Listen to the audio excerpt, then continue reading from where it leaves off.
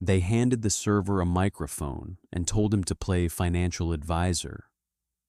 The words still echo in my mind.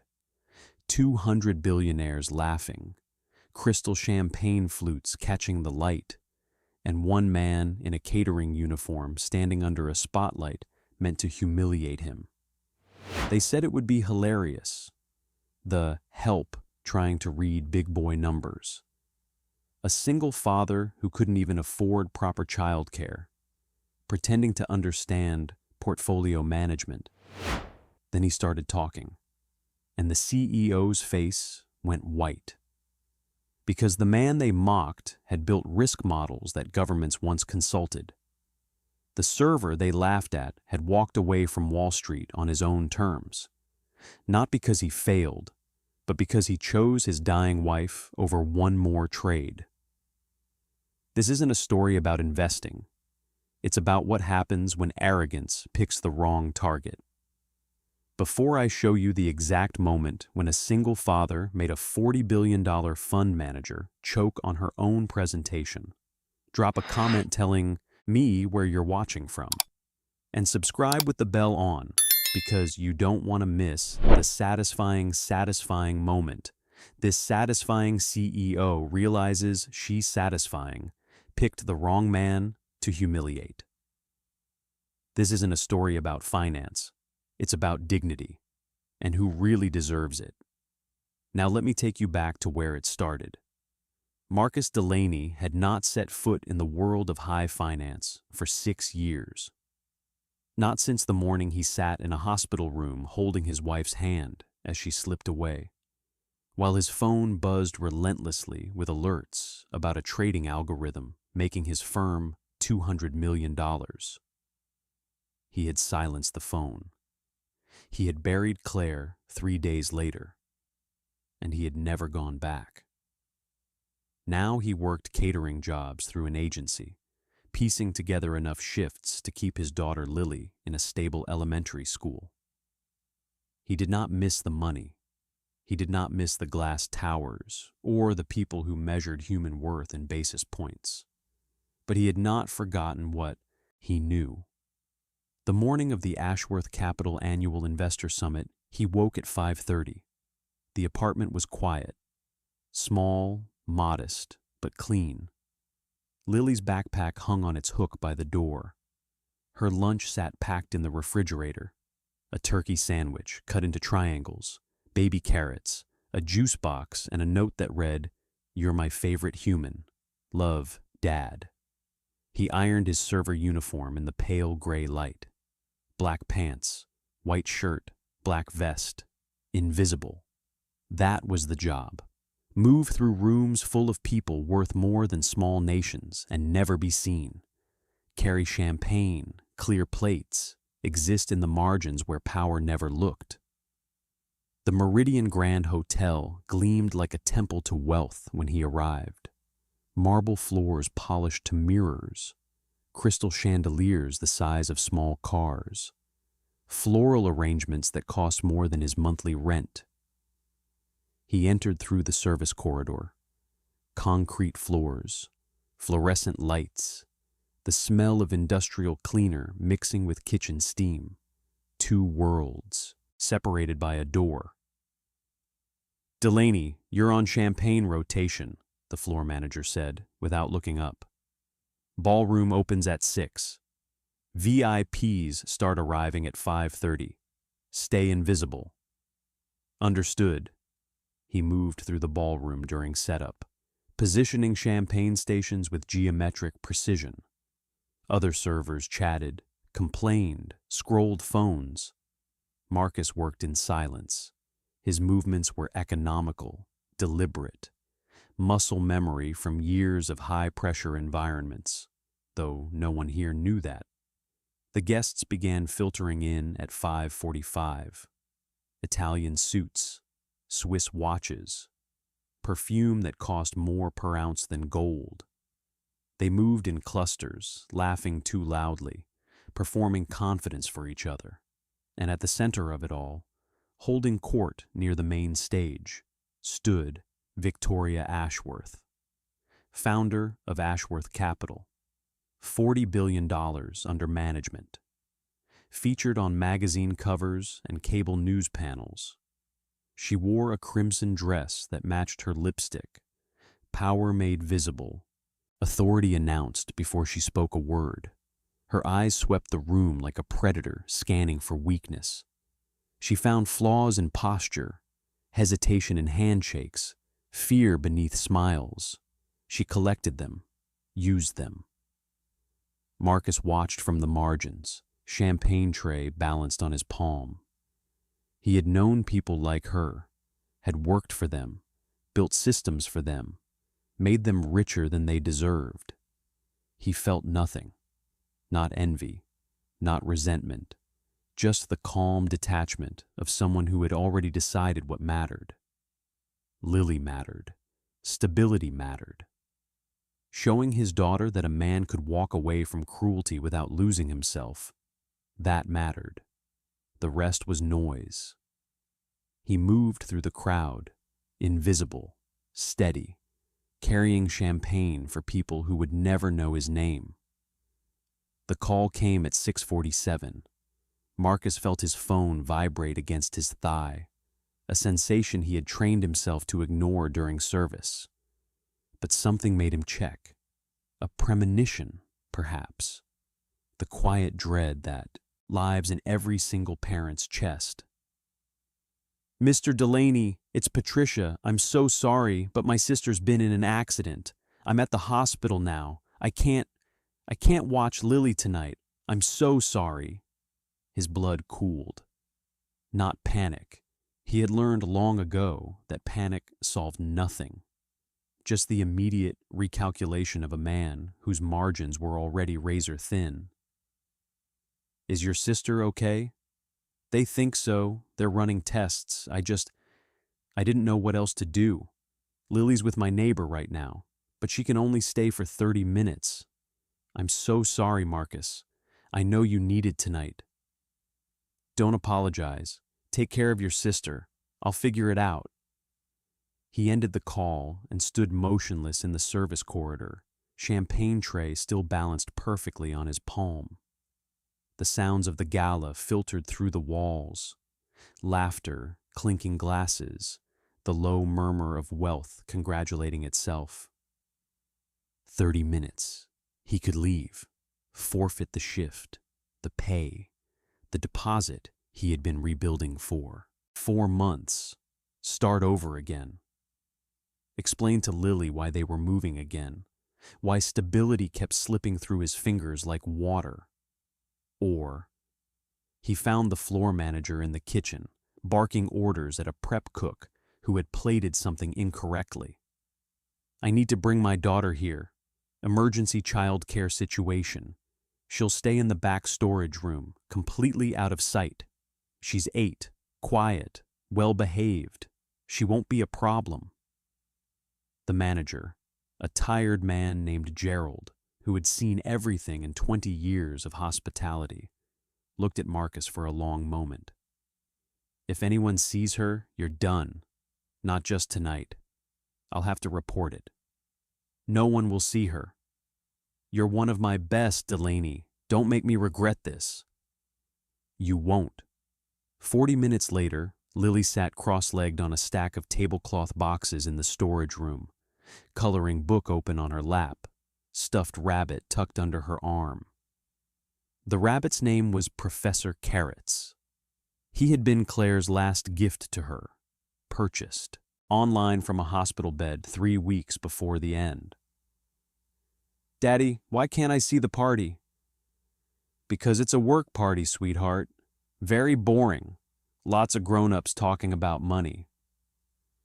"You used to talk about money at your old job." He paused, kneeling to meet her eyes.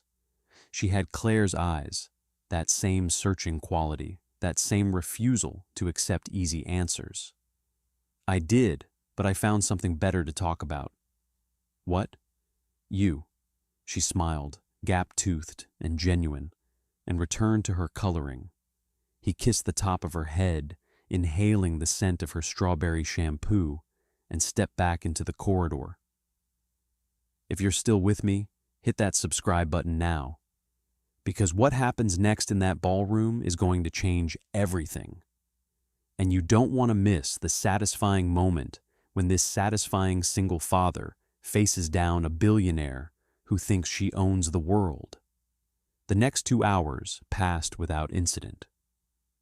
Marcus circulated through the ballroom, refilling glasses, clearing, empties, checking on Lily every 20 minutes. She colored, she read. She fell asleep curled against Professor Carrot's, her breathing soft and even. The gala shifted into its formal phase. Guests took their seats at round tables draped in white linen. The lighting dimmed. A podium rose at the front of the stage, flanked by screens displaying the Ashworth Capital logo, a stylized eagle clutching a golden arrow. Victoria Ashworth took the stage to applause that bordered on worship. "Ladies and gentlemen," she began, her voice amplified and polished, "welcome to our annual Investor Summit. Tonight, we celebrate not just returns, but vision, not just profit, but legacy." Marcus watched from the service entrance, tray in hand. He had heard speeches like this before, the same cadences, the same carefully constructed mythology of genius and destiny. It meant nothing. It changed nothing. And then Lily appeared. She emerged from the service corridor at the worst possible moment. Victoria, mid-sentence, every eye in the room fixed on the stage. A small girl in a second-hand purple dress, clutching a stuffed rabbit, frozen under crystal chandeliers that cost more than Marcus would earn in a decade. She had needed the bathroom. She had gotten lost. She stood now in the center aisle, blinking against the light, completely exposed. Marcus moved before his mind caught up. He was across the room in seconds, positioning himself between his daughter and 200 pairs of eyes. But Victoria had already seen her. The CEO paused mid-sentence. Her gaze swept from the child to the server rushing toward her, and something sharp flickered behind those polished eyes, something that looked like opportunity. Victoria's smile widened, but it never reached her eyes. "Well, well," she said into the microphone, her voice carrying effortlessly across the silent ballroom. "It seems we have an unexpected guest." Nervous laughter rippled through the audience. Marcus reached Lily and knelt beside her, placing his body as a shield between his daughter and the stage. Her small hand found his, trembling. "Daddy, I'm sorry. I couldn't find the bathroom and—" "It's okay, sweetheart. It's okay. We're going to walk back now, nice and quiet." But Victoria was not finished. No, please, don't rush off."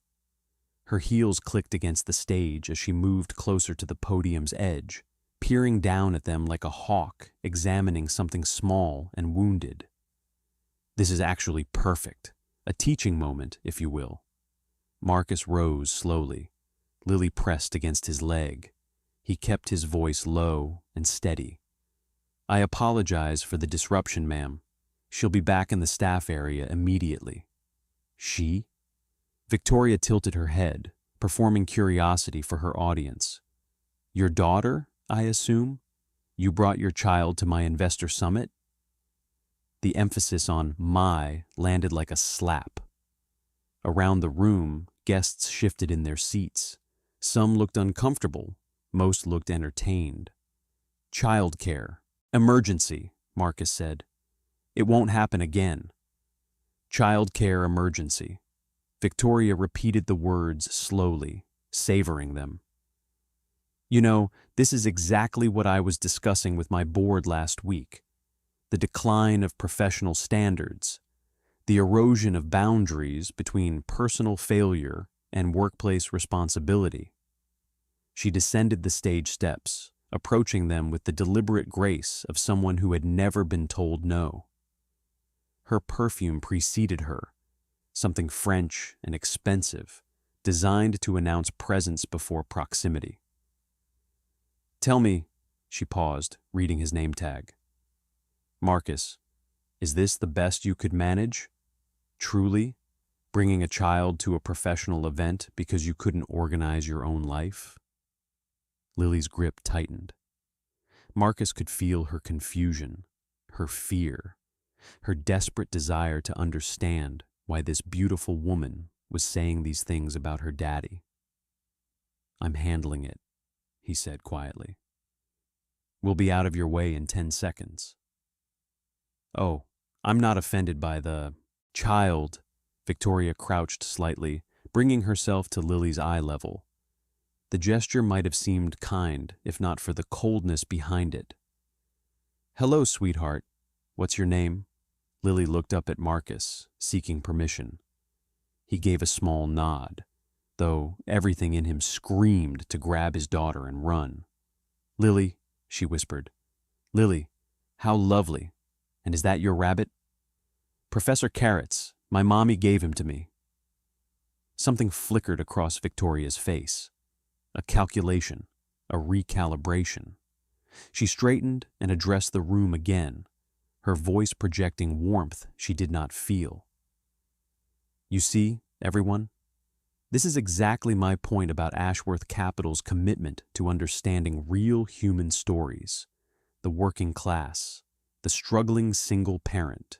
She gestured at Marcus like he was an exhibit. "This man, through no fault of his own, I'm sure, represents the very people our wealth creation ultimately serves." The condescension was surgical, precise, designed to seem generous while cutting to the bone. "Perhaps," Victoria continued, turning back to Marcus with a smile that showed too many teeth, "you could share with our guests what it's like, balancing the demands of single parenthood with," she gestured at his uniform, "service work." "I'd rather not. Modest too, how refreshing." She played to the crowd now, drawing them into the performance. "You know, I started with nothing myself, built this fund from a single desk and a telephone. I understand struggle. I respect it." She did not understand struggle. She had never understood it. Marcus recognized the type, people who rewrote their histories to include hardship they had never experienced, bootstraps they had never pulled. "My daughter and I will be leaving now," he said flatly. "Again, I apologize for the disruption." "No vision," Victoria said softly, but loud enough for the nearby tables to hear. "No ambition, just service." The word dripped with contempt. Service. As if caring for others was a character flaw. As if choosing dignity over domination made someone less than human. Marcus looked at her for a long moment. He saw the makeup concealing fatigue, the tension in her jaw, the slight tremor in her hand that suggested too much caffeine or not enough sleep. He saw a woman terrified of being seen as anything less than perfect. He said nothing. He lifted Lily into his arms, turned his back on the billionaire, and walked toward the service corridor. Behind him, Victoria's voice resumed its polished rhythm, spinning the interruption into another anecdote about her own magnanimity. But something had shifted. In the third row, Elena Vance lowered her champagne glass and watched the server disappear through the side door. Something about his posture, his stillness under fire, the way he had absorbed humiliation without breaking. She had seen that composure before. She just couldn't remember where. The microphone felt heavier than it should have. Marcus stood in the spotlight, 200 faces staring at him with expressions ranging from amusement to contempt. The screens behind Victoria displayed Ashworth Capital's quarterly performance, charts and graphs designed to impress, numbers arranged to inspire confidence. He knew those numbers, not these specific figures, but the language they spoke, the story they told, the lies they concealed. "We're waiting," Victoria said, arms crossed, smile sharp. "Enlighten us about portfolio management. I'm sure your experience carrying champagne has given you unique insights." Laughter, not as loud as before, but enough. Lily sat in a chair near the service entrance, a sympathetic server named Rosa watching over her. His daughter's eyes were fixed on him, confused, frightened, trusting. She didn't understand what was happening, but she believed her father would make it right. That belief was the only thing that mattered. Marcus looked at the screen.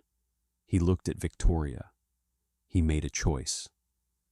"You have 3 sectors highlighted here," he said, his voice calm and clear. "Technology, energy, and emerging market debt. You're presenting them as diversified holdings." Victoria's smile flickered. "Yes, basic portfolio structure. Even a server can read labels, apparently. But they're not diversified." He stepped closer to the screen, pointing at the technology allocation. "Your tech positions are concentrated in semiconductor manufacturing, specifically companies dependent on fabrication facilities in Taiwan and South Korea." The room shifted. The laughter faded. "If you're still watching, hit subscribe right now. Because what this single father is about to reveal will make a billionaire CEO wish she'd never handed him that microphone." "Your energy positions," Marcus continued, "are weighted toward liquid natural gas infrastructure, shipping terminals, pipeline operators, transport logistics, all dependent on the same Southeast Asian maritime corridors." Graham Holt, seated in the front row, uncrossed his legs. His face had lost color. "And your emerging market debt." Marcus turned to face the audience now, speaking directly to the investors who had been laughing at him moments ago. "Indonesian and Turkish sovereign bonds, both priced against energy export revenue. Indonesia's economy is tied directly to LNG exports to China and Japan. Turkey's currency stability depends on energy transit fees from pipelines crossing its territory." Victoria's smile had vanished entirely. "This is absurd. You're a caterer. You don't know what you're—" "These aren't 3 positions," Marcus said, cutting her off. His voice remained steady, almost gentle. "They're 1 position, leveraged 3 ways. If any single node in that chain experiences disruption, a port closure in Singapore, a shipping bottleneck in the Malacca Strait, a currency shock in Ankara, you don't have diversification. You have cascading correlation." Silence, complete and absolute. "Your reported volatility is low," he continued, "because these correlations haven't been tested under stress. The Sharpe ratio you cited earlier looks impressive because you're measuring volatility during calm conditions. But the structure is fragile." He paused, letting the words settle. "You're not hedged, Ms. Ashworth.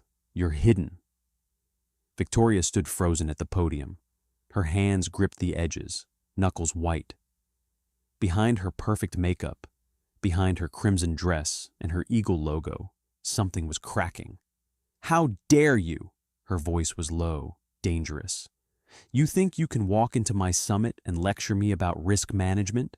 You're nobody. You're nothing. You carry drinks for people like me. I used to build risk models for people like you." Marcus met her gaze without flinching. "Before I decided my daughter was more important than making billionaires richer." A murmur swept through the crowd. In the 3rd row, Elena Vance leaned forward, her phone already in her hand. Her mind raced through old articles, old sources, old profiles. She knew that framework, that specific approach to correlation analysis. She had written about it once, years ago. A Goldman Sachs quantitative analyst who had predicted the 2018 volatility spike 3 months early. His fund had ignored him. He had been right. Then he had disappeared. His name was Marcus Delaney, she whispered to herself, pulling up her archives. On stage, Graham Holt had risen from his seat and crossed to Victoria. He leaned close, whispering urgently. His face was pale, his movements jerky with barely suppressed panic. Victoria's expression shifted, from fury to something more complicated. Fear, perhaps, or the beginning of fear, because Graham was confirming what she already suspected. The server was right. The internal risk reports had flagged this exact exposure 6 months ago. Graham had buried them, unwilling to recommend the costly restructuring. He had bet on stable conditions continuing indefinitely. He had bet wrong. And now, a man in a catering uniform had just announced that bet to every major investor in the room. Graham's whisper was frantic, barely contained. "He's right, Victoria. The correlation exposure, I flagged it 6 months ago. The internal report recommended immediate restructuring, but the cost projections were—" "You buried it?" Victoria's voice was a hiss, meant only for him. "You buried a risk assessment on a $40 billion fund?" "I made a judgment call. Market conditions were stable. The probability of simultaneous disruption across all 3 sectors was less than—" "Get back to your seat," she straightened, smoothing her dress, reconstructing her mask. "We'll discuss this later," but later was already too late. Marcus still held the microphone, still stood in the spotlight that had been meant to humiliate him. The audience was no longer laughing. Investors were checking phones, scrolling through portfolio allocations, texting partners and analysts. The murmur in the room had grown to a low roar of urgent whispered conversations. In the 3rd row, Elena Vance had found what she was looking for. An archived article from 2017, buried in Bloomberg's technical analysis section. The Cassandra algorithm, how one analyst predicted what Wall Street missed. No photo, he had refused one, but the framework was unmistakable. The same correlation mapping approach, the same structural analysis. Marcus Delaney, former quantitative analyst, Goldman Sachs, specialized in systemic risk modeling, left the industry abruptly in 2019. No forwarding address, no LinkedIn, no trace, until now. She began recording. Victoria stepped away from Graham, approaching Marcus with a different energy now. The predatory confidence had been replaced by something more careful, a calculation running behind her eyes. "That's quite a performance," she said, loud enough for the room to hear, but with a forced lightness. "Clearly you've done some homework. Perhaps read a few articles, picked up some jargon." "It's not jargon." Marcus's voice remained steady. "It's math. Your fund's largest positions share 17 common risk factors across supply chain, currency, and geopolitical exposure. Your correlation matrix during normal conditions shows dispersion.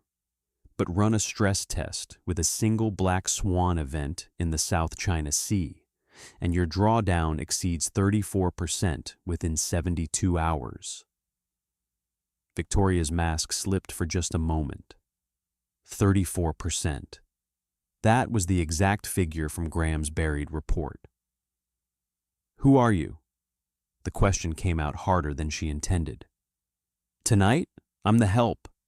He glanced toward Lily, still watching from her chair near the service entrance. "But 6 years ago, I built models that predicted market movements your analysts couldn't see with a telescope. I walked away because I realized I was making the wrong people rich while missing my wife's last months of life." The room, had gone completely silent. "I don't need your job. I don't want your money. I just wanted to get through tonight, collect my paycheck, and go home to my daughter." He paused. "You're the one who handed me a microphone." Victoria felt the ground shifting beneath her Louboutins. The investors in this room represented the core of her capital base. Sovereign wealth funds, pension managers, family offices with generational money. If they smelled blood, if they sensed instability, they would begin redemption requests by morning. And Elena Vance was recording. Victoria recognized her from a dozen industry events, sharp, relentless, with a reputation for stories that ended careers. This was no longer about humiliating a server. This was about survival. She needed to change the narrative. Now. "Ladies and gentlemen," Victoria said, turning to address the room with renewed composure.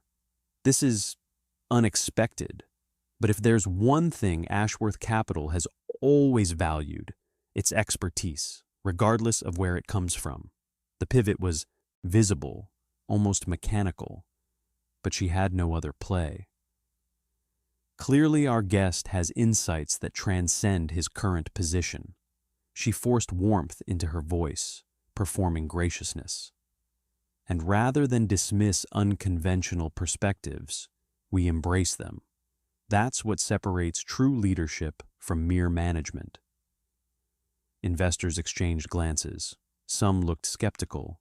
Others seemed willing to be convinced. "I'd like to invite Mr. Delaney to consult with our risk management team." Victoria extended her hand toward Marcus, a gesture of reconciliation staged for maximum visibility. "Privately, tonight, to ensure we're addressing any potential concerns with the thoroughness our investors deserve." It was not an offer. It was a containment strategy. If she could get Marcus off the stage, into a back room, she could control the conversation, spin it as proactive leadership, frame the narrative before Elena's article hit. But Marcus did not move to shake her hand. He did not smile. He did not perform gratitude. He simply looked at her, the way you might look at a chess opponent who had just made a predictable move. "No," he said. The word landed like a thunderclap. Victoria blinked. The word did not compute. "Excuse me?" "I said no." Marcus lowered the microphone slightly, but his voice still carried across the silent ballroom. "I'm not going to a back room so you can contain this conversation away from witnesses. Whatever happens next happens here, in front of everyone." The audience shifted. This was not how these things worked. When billionaires extended olive branches, people grasped them. When power offered inclusion, the excluded accepted gratefully. But Marcus had stopped playing by those rules 6 years ago. "You're making a mistake," Victoria said, her voice dropping to something almost intimate, a warning disguised as concern. "I'm offering you an opportunity, a chance to be part of something bigger than this." She gestured at his uniform. "You're offering me a muzzle wrapped in a consulting contract." He met her gaze without wavering. "I've seen this play before. You'll take me to some conference room, have Graham run numbers that contextualize my analysis, and by morning your PR team will have framed this as CEO proactively engages diverse perspectives. The story becomes about your leadership, not your fund's exposure." Victoria's jaw tightened. He had described her exact strategy. "Meanwhile," Marcus continued, "your investors leave tonight thinking you've handled it. Elena Vance files a softer story about your responsiveness. And 6 months from now, when one of those correlation triggers finally fires and your fund loses 30% in a week, everyone will have forgotten this conversation." In the third row, Elena lowered her phone slightly. He knew her name. He understood exactly what was happening in this room. Every angle, every stakeholder, every possible outcome. This was not a lucky guess from a server who had read some articles. This was a professional operating at full capacity. "What do you want?" Victoria's voice had hardened. The performance was over. "Everyone wants something. Name it." "I want to go home to my daughter." Marcus glanced toward Lily, who sat watching with Professor Carrots clutched against her chest. "I want to finish my shift, collect my pay, and never see any of you again. That's what I wanted an hour ago. That's still what I want." "Then why are you doing this?" The question hung in the air. Why expose her fund? Why risk making an enemy of someone with infinite resources for retaliation? Why not just take the consulting offer and walk away richer? Marcus was quiet for a moment. "Because you handed me a microphone and told me to embarrass myself in front of your guests.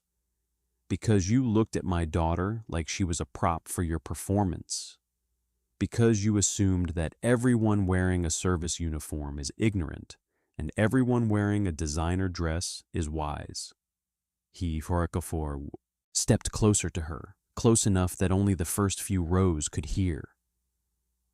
"I spent 10 years building systems that made people like you richer. I watched you confuse luck with genius, privilege with merit, cruelty with strength. And I walked away because I realized the game was rigged, not by conspiracy, but by assumption. The assumption that people like you deserve power and people like me deserve to serve." Victoria's face had gone pale beneath her makeup.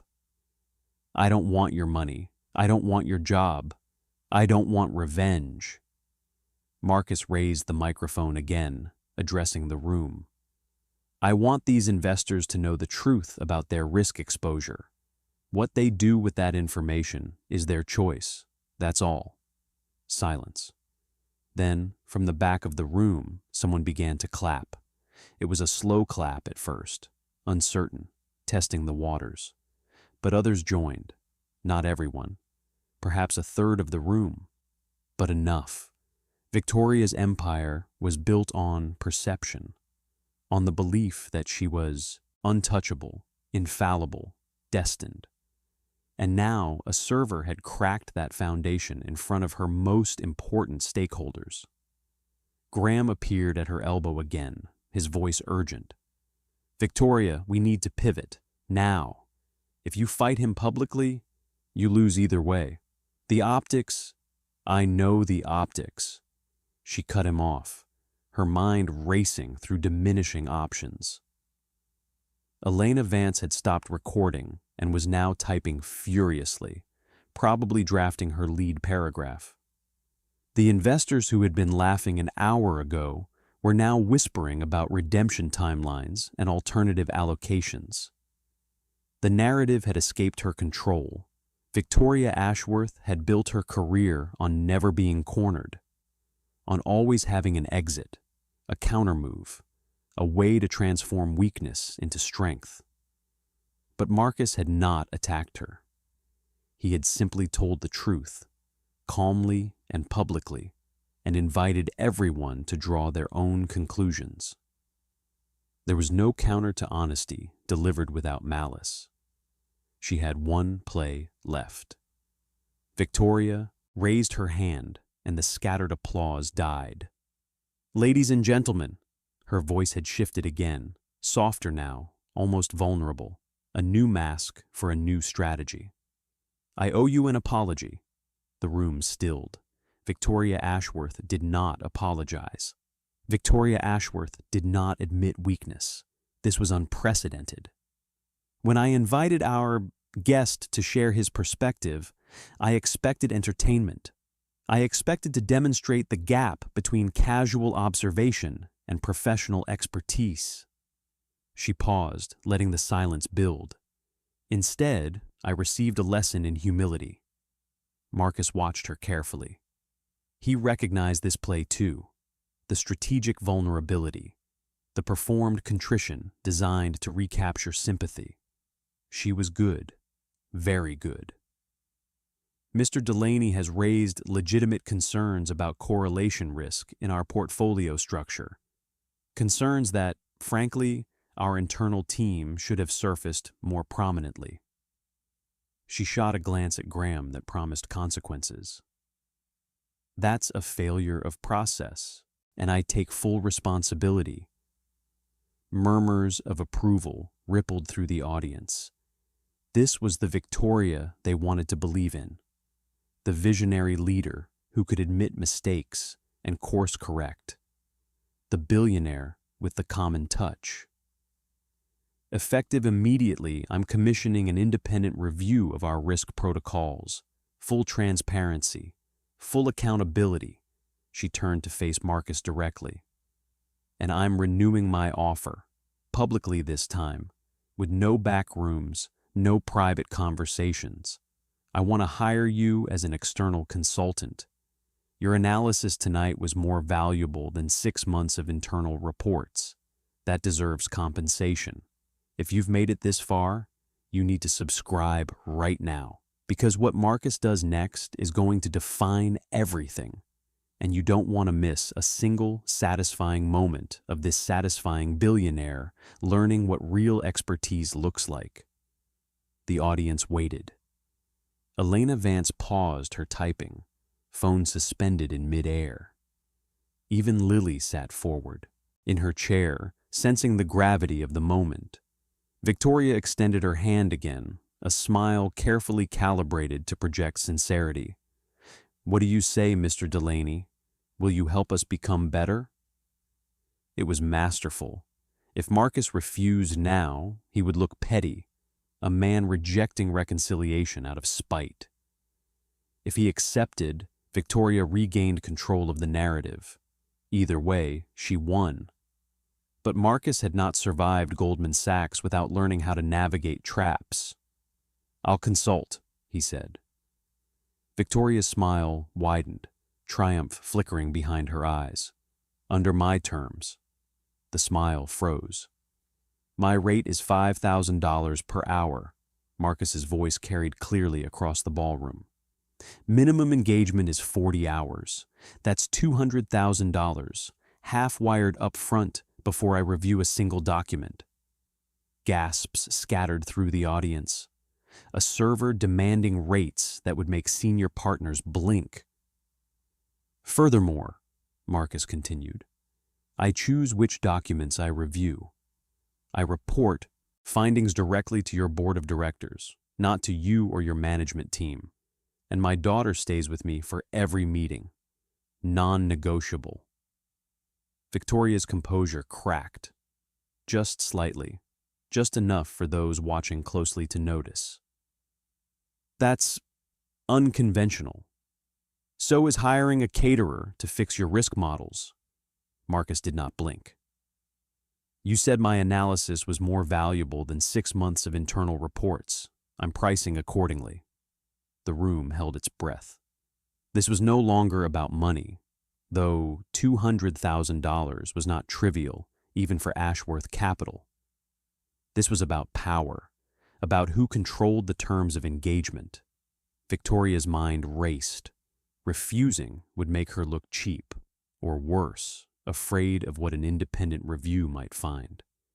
Accepting meant surrendering control to a man she had tried to humiliate 20 minutes ago. Graham leaned close. Take the deal. We need the optics. We can manage the scope later. But Marcus had anticipated that too. One more. Condition, he said. All findings are documented in writing, with copies to your 3 largest institutional investors. Pension Fund of Norway, California Teachers Retirement, Singapore GIC. They deserve to know what they're holding. Victoria went very still. Those 3 names represented nearly 40% of her assets under management. If they received independent confirmation of structural weakness, redemption requests would follow within the quarter. She was trapped. Accept, and she invited scrutiny that could unravel everything. Refuse, and she looked like a coward hiding from accountability. "You're asking me to expose my own fund," she said quietly. "I'm asking you to tell your investors the truth." Marcus met her gaze. "That shouldn't be exposure. That should be standard practice." The ballroom was absolutely silent. Victoria Ashworth, who had built an empire on the belief that image was everything, stood face to face with a man who believed truth was everything, and for the first time in longer than she could remember, she had no move left. Her hand, still extended, began to tremble. The tremor in Victoria's hand lasted only a moment. She lowered it slowly, deliberately, transforming the gesture into something that looked almost intentional. "You're asking for a lot, Mr. Delaney." "I'm asking for accountability. You're the one who decided that's expensive." A nervous laugh escaped from somewhere in the audience, quickly stifled. The tension in the room had become almost physical, a pressure against the chest, a tightness in the throat. Victoria turned slightly, addressing her investors while keeping Marcus in her peripheral vision. "I built this fund on transparency and trust. When I started Ashworth Capital, I promised my partners that I would never hide from hard truths." She paused, and Marcus could see the calculation happening in real time. If Mr. Delaney's terms ensure that transparency, then perhaps they're worth considering. Graham's face went gray. He understood what she was doing, sacrificing him to save herself. The buried risk report, the ignored warnings, the judgment calls that had seemed prudent 6 months ago. All of it would surface in an independent review. He would be the scapegoat. Victoria would be the leader who cleaned house. "Victoria," he whispered urgently, "if you agree to this—" "I'm agreeing to nothing yet." She cut him off without looking at him. "I'm considering. There's a difference." Elena Vance had resumed recording. Her article was writing itself, a narrative of arrogance confronted, of hidden truths exposed, of a single father who had walked away from Wall Street and then walked back just long enough to remind everyone what real expertise looked like. The headline practically glowed in her mind. "The server who froze a billionaire." Victoria faced Marcus again. Her expression had shifted into something more complex. Not quite respect, but perhaps the beginning of recognition. "If I accept your terms," she said slowly, "you understand you'll be making enemies, not just me. The entire apparatus that protects funds like mine from scrutiny, lawyers, PR firms, industry associations, they'll come for you. They came for me 6 years ago when I tried to warn my own firm about systemic risk." Marcus's voice was quiet, but clear. "They buried my reports, sidelined my team, and suggested I might be happier pursuing other opportunities. I left because I realized I couldn't change the system from inside. But I never forgot how it worked. And now I have nothing they can take." He glanced toward Lily, still watching from her chair. "I have my daughter. I have my integrity. I have skills that apparently still work. Everything else is negotiable." Victoria studied him for a long moment. She was not accustomed to opponents who could not be bought, threatened, or outmaneuvered. Marcus Delaney existed outside her framework of leverage and control. $200,000, she said finally. "Half up front, board-level reporting. Your daughter present at all meetings." She paused. "But the investor notifications go through me first. I need to control the messaging, even if I can't control the content." "No." The word landed flat and final. "The findings go directly to the institutional investors. unfiltered. That's the point. If you control the messaging, you control the narrative. And the narrative is exactly what needs to change. Victoria's eyes narrowed. You're not negotiating, you're dictating. I'm setting boundaries. Marcus held her gaze. You're the one who decides whether to accept them. The standoff stretched. Seconds felt like hours. Somewhere in the back of the room, a phone buzzed. An investor already reaching out to partners, to analysts, to legal counsel. The longer Victoria waited, the worse the optics became. Every moment of hesitation read as uncertainty. Every pause suggested she had something to hide. Graham had retreated to his seat, head bowed, already calculating his exit package. He knew how this ended for people like him. Finally, Victoria spoke. Agreed. The word echoed through the ballroom. Heads turned, phones appeared. The room buzzed with the electric energy of witnessed history. Full terms, Victoria continued, her voice steady despite everything collapsing beneath it. 200,000, half-wired by midnight tonight. Board reporting, direct investor notification. Your daughter welcome at every session. She extended her hand once more. Do we have a deal, Mr. Delaney? Marcus looked at the hand. 6 years ago, hands like that had signed his marginalization. Hands like that had buried his warnings and protected their bonuses. But this was different. This hand trembled with defeat, not dominance. He shook it. We have a deal. The applause that followed was genuine. Not the polite recognition of wealth, but the raw appreciation of something rare. Truth had defeated power, and 200 witnesses had watched it happen. Lily ran from her chair and crashed into his legs, arms wrapped tight around him. Daddy, did you win? He lifted her up, holding her close. Yeah, sweetheart, I think we did. The handshake lasted exactly 3 seconds. Victoria released his grip first, her smile fixed in place like armor. She turned to the audience with practiced grace, already attempting to reshape the moment. Ladies and gentlemen, I believe we've just witnessed something extraordinary. Ashworth Capital's commitment to excellence extends beyond credentials. It embraces truth, wherever that truth originates. She gestured toward Marcus with theatrical generosity.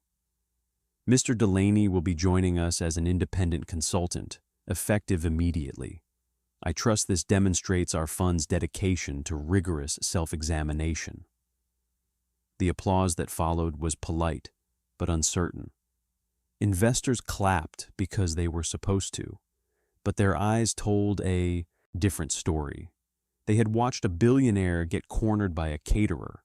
No amount of spin could erase that image. Marcus set Lily down gently, keeping her hand in his. Professor Carrots dangled from her other arm, button eyes reflecting the chandelier light. Daddy, can we go home now? Soon, sweetheart, very soon. Elena Vance rose from her seat in the third row, navigating through the murmuring crowd with purposeful strides. She reached Marcus before Victoria's handlers could intercept. Mr. Delaney, she extended her hand, her press credentials visible against her blazer. Elena Vance, financial correspondent, I'd love 5 minutes of your time. I know who you are. Marcus shook her hand briefly. You wrote that piece on correlation mapping in 2017. The Cassandra algorithm. Elena's eyes widened slightly. You read that? I was the anonymous source. The confirmation hit her like electricity. 6 years of wondering what had happened to the analyst who had predicted the unpredictable. And here he stood, wearing a catering uniform, holding his daughter's hand. I have questions, she said. I'm sure you do. Marcus glanced toward Victoria, who was now surrounded by investors demanding reassurance. But not tonight. Tonight I need to take my daughter home and explain why Daddy was on stage arguing with a billionaire. Elena pulled a card from her pocket. Tomorrow then, whenever you're ready, this story deserves to be told properly. Marcus took the card, tucking it into his vest pocket. I'll think about it. That's all I ask. She stepped aside as Rosa, the sympathetic server who had watched Lily during the confrontation, approached with Marcus's jacket. Mr. Delaney, the floor manager said you should leave through the service entrance. Less attention. Marcus almost smiled. Even now, after everything, the instinct was to make him invisible again, to shuffle him out the back door like something embarrassing. Actually, he said, I think we'll leave through the front. Rosa's eyebrows rose, but she nodded. Yes, sir. Sir, that was new. Marcus lifted Lily into his arms and walked toward the main entrance of the ballroom. The crowd parted, not with the dismissive indifference he had experienced earlier, but with something approaching respect. Heads turned, conversations paused. He passed Victoria's circle of anxious investors. She caught his eye for just a moment, and something unspoken passed between them. Not friendship, not understanding, but perhaps the acknowledgement that they had both survived something neither had expected. Mr. Delaney. Her voice stopped him near the door. He turned. Victoria crossed towards him, heels clicking against marble. When she spoke, her voice was low, meant only for him. You could have destroyed me tonight, completely. You had the ammunition. I wasn't trying to destroy you. Marcus adjusted Lily on his hip. I was trying to tell the truth. What you do with that truth is your choice. Why? The question seemed genuine. Perhaps the first genuine thing she had said all evening. Why not take everything? Most people would. Marcus considered the question. Behind him, the ballroom hummed with consequence. Ahead, the lobby stretched toward revolving doors and the city beyond. Because my daughter was watching. He looked at Lily, whose head rested sleepily against his shoulder. I needed her to see that winning doesn't require cruelty. That strength isn't about how much you take.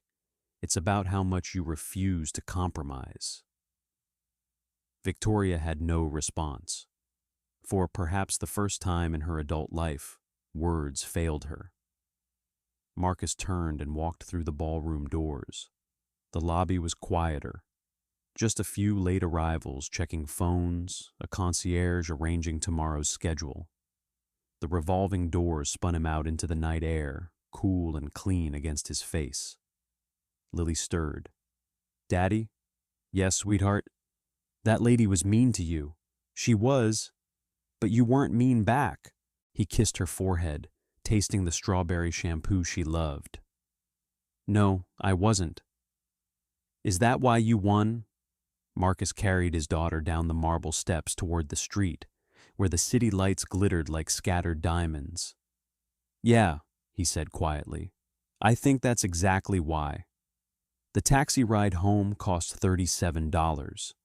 Marcus watched the meter climb with each passing block, calculating against the paycheck he had not yet received, the deposit still owed, the grocery list waiting on the refrigerator door. Old habits, the constant arithmetic of survival that never quite faded, even after a night like tonight. Lily slept against his shoulder, Professor Carrots wedged between them. The city scrolled past the window in streaks of light and shadow. Glass towers giving way to brick apartments, then to the modest neighborhood where they had rebuilt their lives one careful day at a time. His phone buzzed. A text from Gerald, the floor manager. Saw the video, everyone's talking. You're either a genius or insane. Maybe both. Call me tomorrow. Marcus pocketed the phone without responding. The apartment building rose ahead, 4 stories of weathered brick, a fire escape zigzagging down its face like a metal scar. Not beautiful, not impressive, but stable, safe, theirs. He carried Lily up 3 flights of stairs, her weight familiar and grounding against his chest. The hallway smelled of someone's late dinner, garlic and onions, the universal perfume of working families, cooking after long shifts.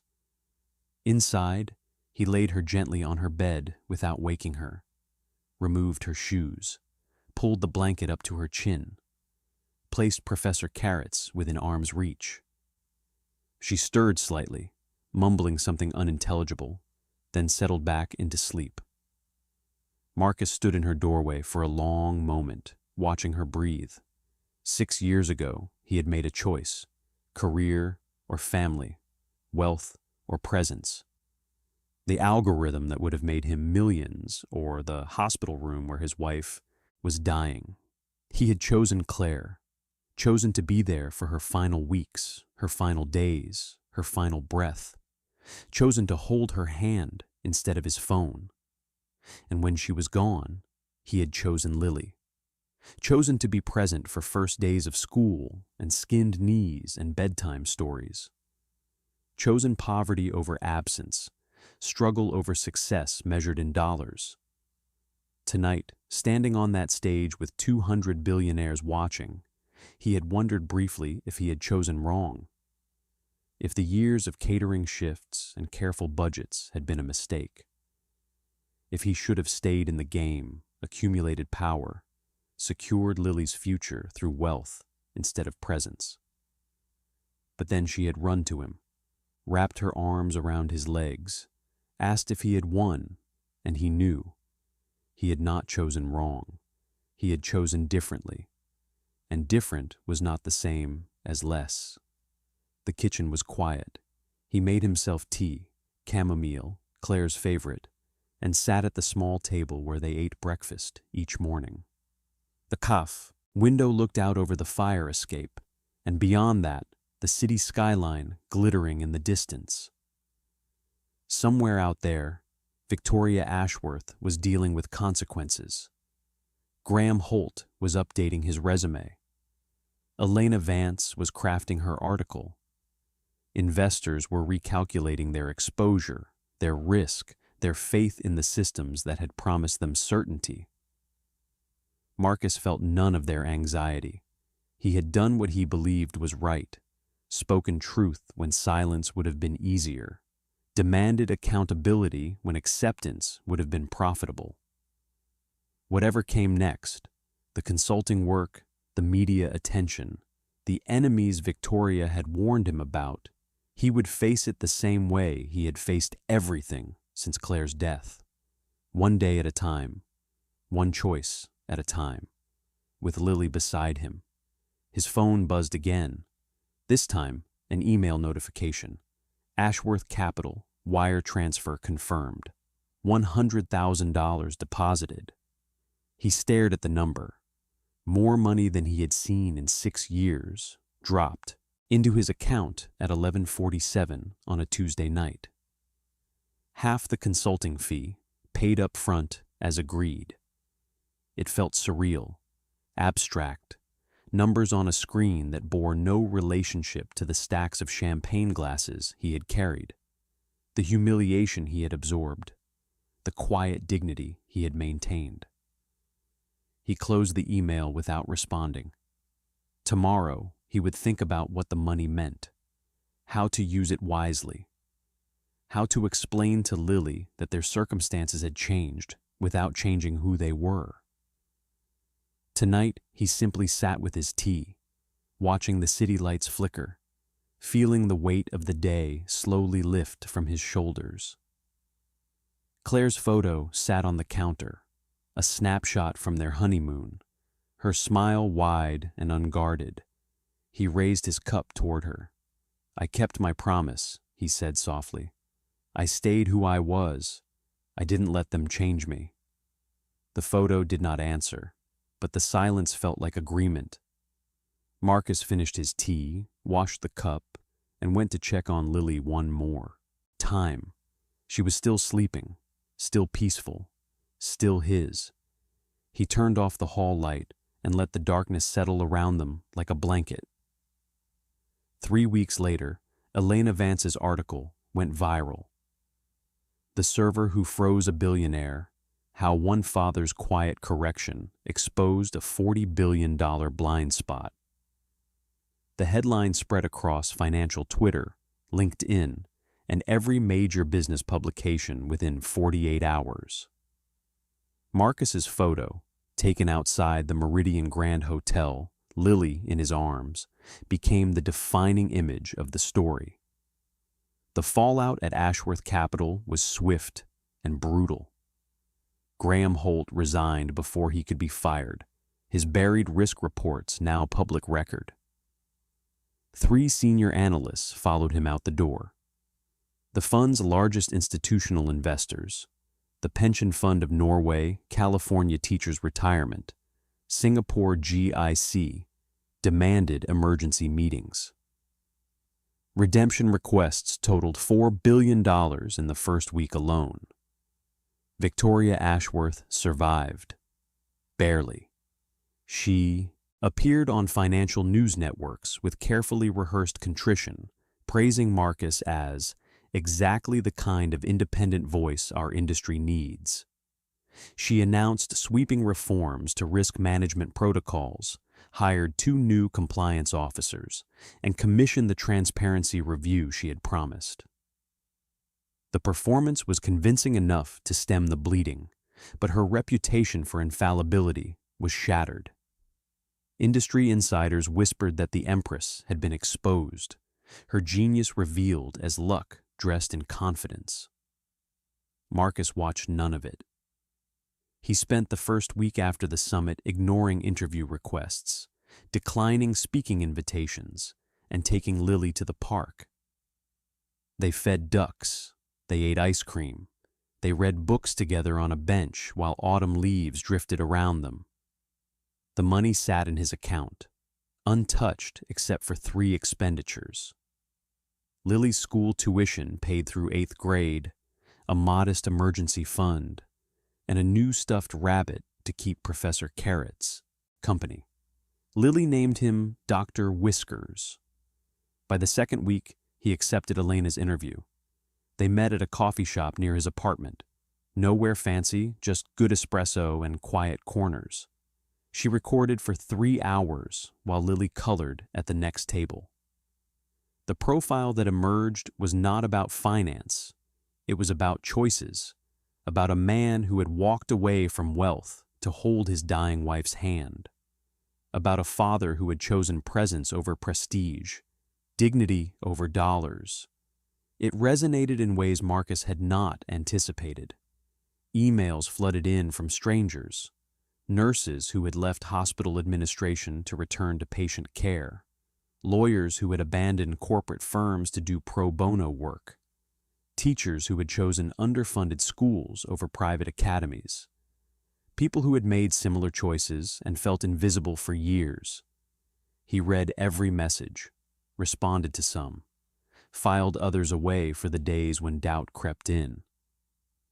The consulting work began in week 3, not for Ashworth.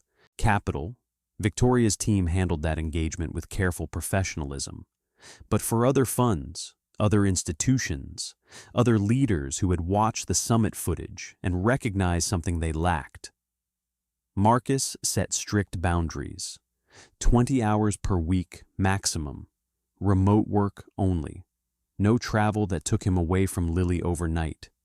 His rates remained exactly what he had demanded from Victoria, $5,000 per hour, take it or leave it. Most took it. The apartment stayed the same. The neighborhood stayed the same. Lily's school, her friends, her routines, all unchanged. Marcus understood that money was a tool, not a transformation. It could provide security without requiring reinvention. On a quiet Sunday morning, he sat at the kitchen table with Lily, helping her with math homework. multiplication tables, the building blocks of numeracy. She chewed her pencil, frowning at a problem. "Daddy, why do we have to learn this stuff?" He smiled. "Because numbers tell stories, and if you understand them, nobody can lie to you." She considered this with 8-year-old gravity. "Like you told that lady the truth about her numbers?" "Exactly like that." She returned to her worksheet, tongue poking out in concentration. Marcus watched her work, feeling the quiet satisfaction of a life assembled from deliberate choices rather than default assumptions. Claire's photo still sat on the counter. He glanced at it sometimes, wondering if she would be proud, wondering if she could see who Lily was becoming. He believed she could. The city hummed outside their window. Somewhere, billionaires were calculating their next moves. Somewhere, servers were carrying champagne through gilded ballrooms. Somewhere, the machinery of wealth ground forward, indifferent to the people it crushed. But here, in this apartment, a father and daughter were doing math homework together. And that was enough. That was everything. Subscribe now and don't miss our next story. The Homeless Man. They laughed at the restaurant that refused him service. Trust me, you'll feel it. And tell me in the comments, what injustice should we tackle next?